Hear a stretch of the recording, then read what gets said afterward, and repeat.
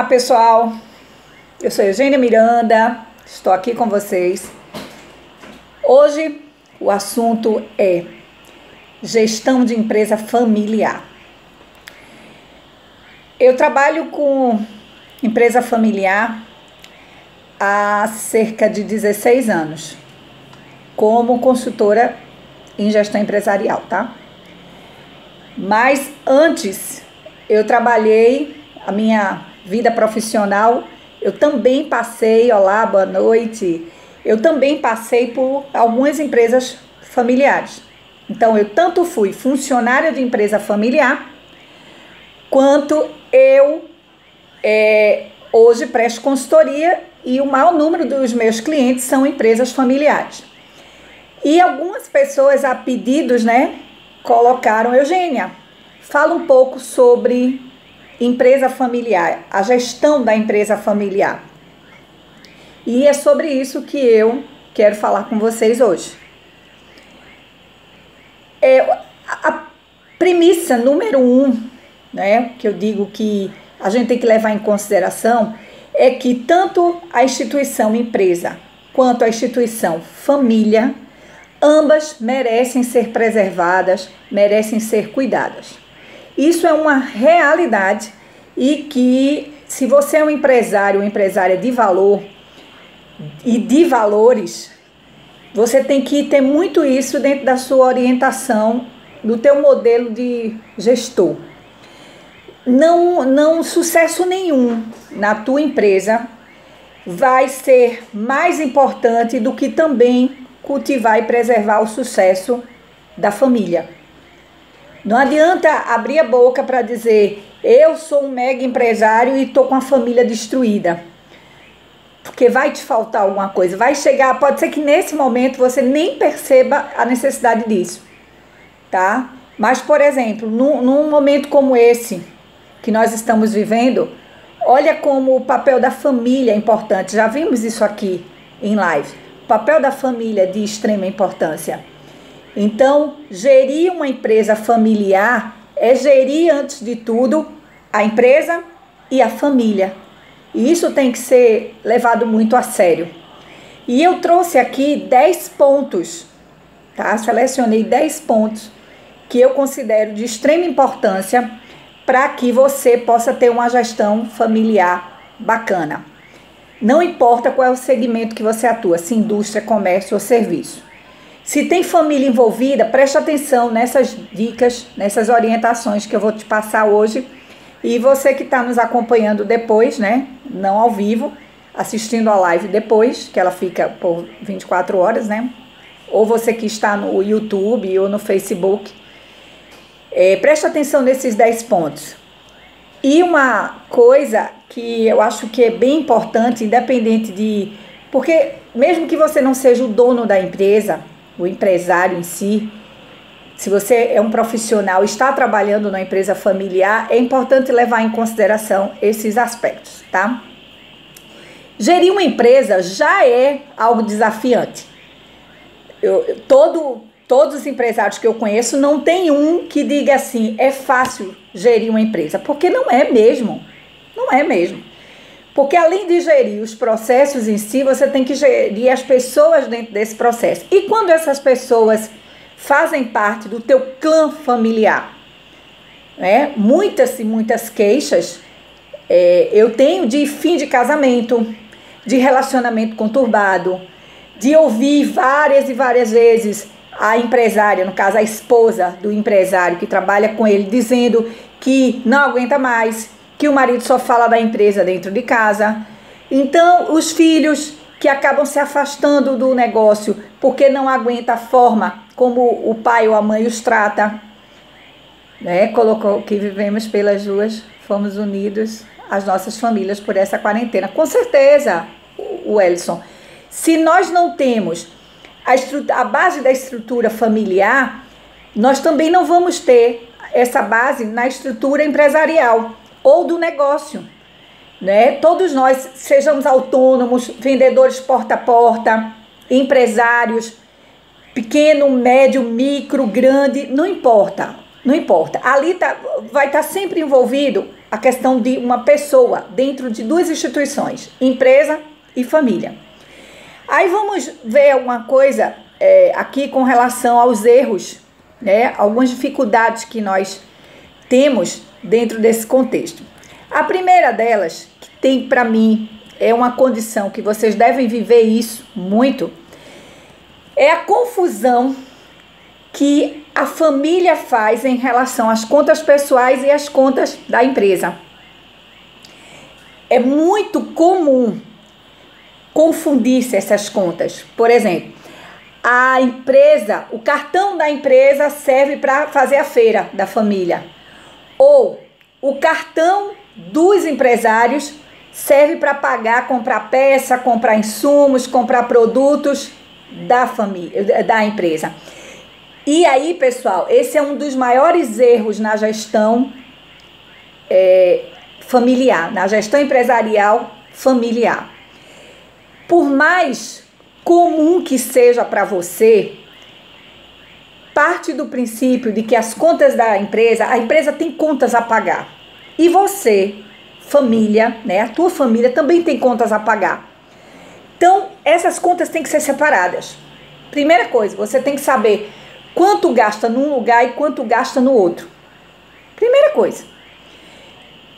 Faz uma lista mesmo, quais são as contas da empresa, quais são as contas da família. Até para você conhecer quanto você, enquanto provedor financeiro da família, tem que ganhar da empresa. Tem que retirar da empresa. E quanto a empresa precisa faturar mês a mês para poder ter as suas operações, qual é o custo fixo e o custo variável dessa empresa. Então, parte desse princípio. As contas têm que ser separadas. Você merece isso, para você enxergar melhor.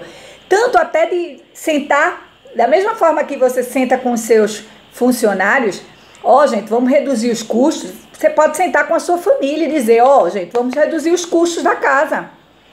Do mesmo jeito, só que em momentos diferentes. O que não pode é do tipo, você está dentro da empresa, reunir a família e dizer, vocês estão gastando demais. A feira tá... Não. Assuntos da empresa se discute na empresa. Assuntos da família se discute na família. Coloca isso como uma rotina da sua vida. Não vai estar lavando a chamada roupa suja da família dentro da empresa, que não rola. Não fica legal. Ali você tem funcionários e tem família.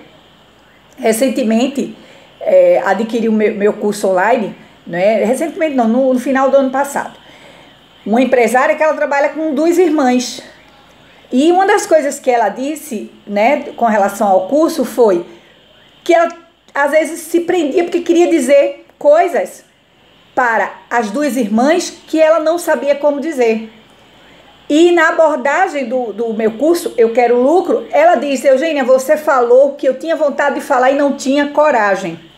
Então, um dos aspectos que eu percebo dentro das empresas é essa falta de coragem de colocar as coisas que precisam ser colocadas. Então, relacionamento entre irmãs, irmãos, entre marido, mulher, entre pais e filhos, né? As pessoas ficam dentro de uma condição de eu não vou mexer na estrutura familiar, não vou criar nenhum dissabor, nenhum constrangimento ou nenhum problema de relacionamento, por isso eu não vou tocar em tais e tais aspectos e coisas erradas que estão acontecendo na empresa. Você está errando. Por quê? Você nem está fazendo bem para a empresa e muito menos você está fazendo bem para a família. Sabe por quê? Porque a família, se ela depende exclusivamente dessa empresa, e esse é um dos maiores retratos que eu vejo, né? A empresa de pequeno porte, muitas vezes o empresário só tem aquela empresa para ser provedora. E aí, de repente, quando você não sabe se colocar perante a família, em detrimento aos melhores resultados da empresa, você compromete as 2 relações, porque você deteriora a sua relação, você fica com raiva, mal-humorada, mal-humorado, sem paciência com as pessoas, vendo as coisas sem poder dizer. Então, nós temos que educar nossa família a entender que nós temos reuniões em família, que nós temos reuniões em empresa e que tem coisas que tem que ser dita. Tem coisas que tem que ser dita para a saúde da família e para a saúde do negócio que a família tem, independente de você ser uma empresa formal ou não. Então, quando essa empresária, até recentemente, ela mandou uma mensagem e ela disse: eu amei porque eu pude, você falando, né, no curso online, você falando pra gente, e eu ficava ali feliz da vida porque eu queria dizer isso para as minhas irmãs e eu não tinha coragem. Então, um dos aspectos mais difíceis é essa falta de coragem para gerir principalmente as finanças da empresa e da família, tá? Outro aspecto, gente, é o nepotismo. Ora, a gente reclama tanto na política sobre que os políticos colocam seus familiares para trabalhar, né? E muitos deles não vão nem trabalhar, não são produtivos. E eu vejo isso acontecer muito dentro das empresas, tá? Pessoas que colocam irmãos, cunhados para trabalhar na empresa sem avaliar, sem monitorar, sem qualidade de prestação de serviço. Ora, sob o aspecto de empresa, eu tenho que deixar muito claro. Por exemplo, se a minha esposa diz: olha, meu irmão precisa trabalhar, vamos dar uma vaga para ele aqui. Você, empresário, tem que ter a seguinte consciência: o meu irmão, ele tem condições de assumir essa função a qual a empresa precisa dele? Eu sei que isso é difícil, é bem desafiante mesmo, porque um pedido desse, às vezes a pessoa está passando alguma necessidade e a gente quer ajudar dando um emprego para ela dentro da minha empresa. Só que muitas vezes você nem vai ajudar essa pessoa, tá? E você ainda vai prejudicar a sua empresa. Era melhor que você fizesse uma doação, que você pudesse dar uma feira para ele todo mês até ele achar alguma coisa, do que muitas vezes prejudicar a sua empresa.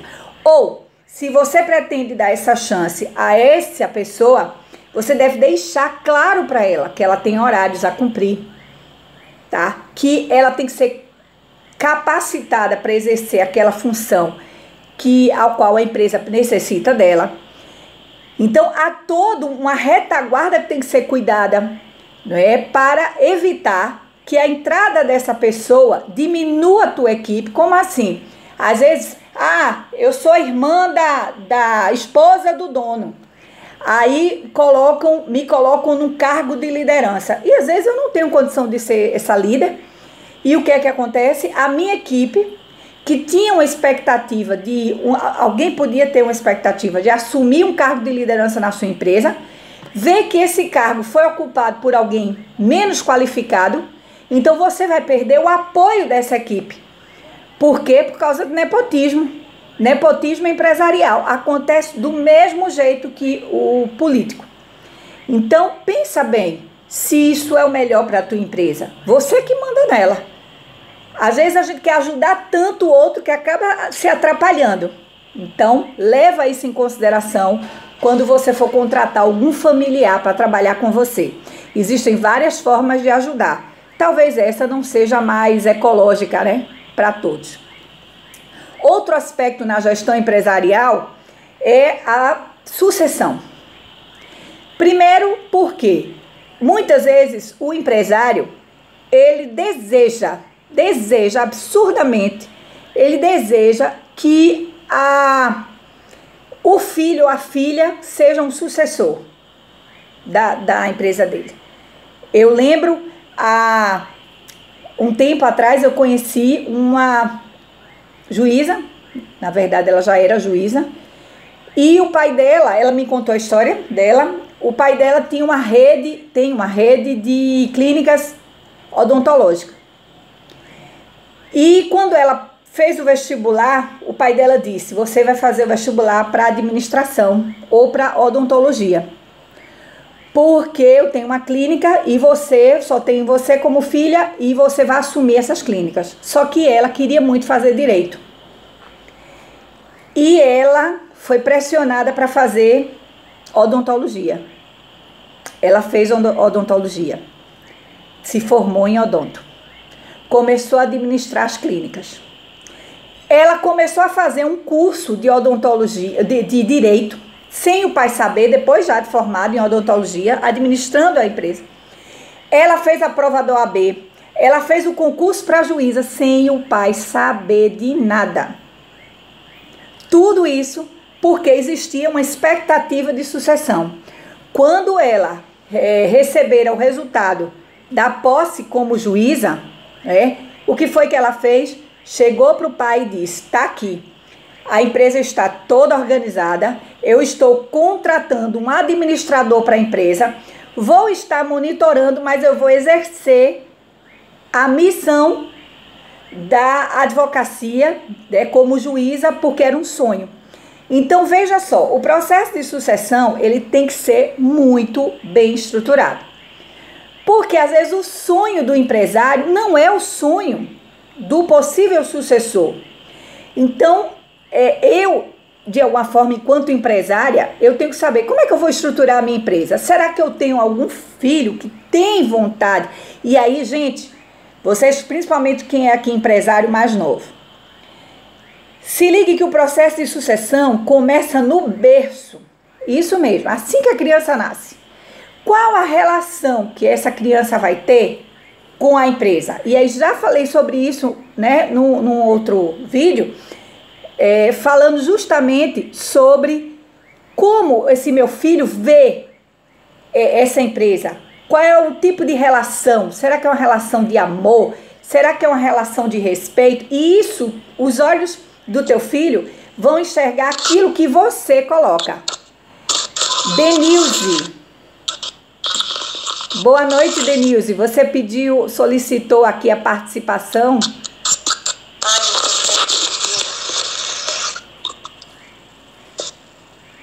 Eu acho que tá caindo, Denilze. Bem, vamos continuar. Então, o que acontece? Se eu não tenho sucessores, o que vai ser da minha empresa se eu não tenho sucessores? Eu tenho que conversar sobre isso com os meus filhos.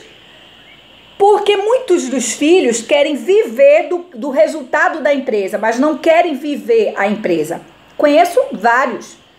Eles querem o dinheiro que a empresa provê, mas não querem fazer parte da administração da empresa por N motivos. Então, o que você tem que observar é chamar a família, tudo é comunicação. Chamar a família para esse papo. Olha, tá aqui, ninguém é eterno.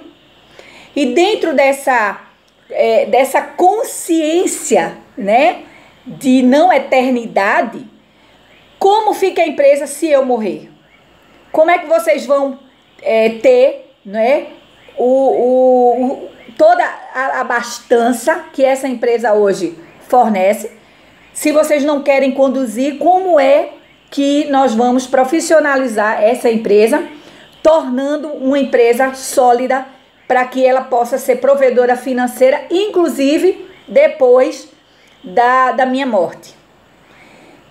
O tipo de assunto que a empresa familiar ela tem que ter. Não adianta olhar como se todo mundo fosse eterno, como se o empresário fosse eterno e a coisa fosse caminhando para eternity, né, para sempre. E não é assim. Não é assim.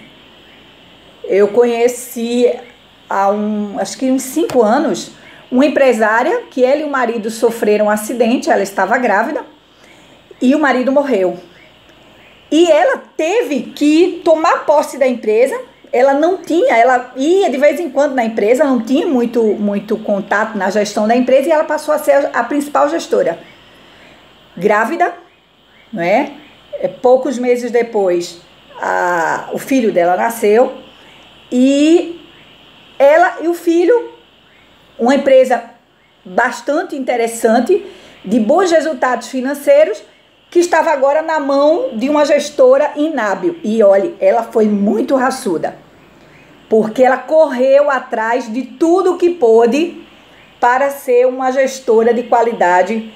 Ela se agarrou mesmo com o negócio para ser uma provedora decente. Então, mas a necessidade foi que empurrou ela, né? Então, ou você aprende pelo amor ou você aprende pela dor. Simples assim. O dito popular, ele cabe muito bem. Ou amor ou dor. Então, ela teve que aprender pela dor, porque até então ela era a esposa do dono da empresa. E ela passou a ser empresária por necessidade.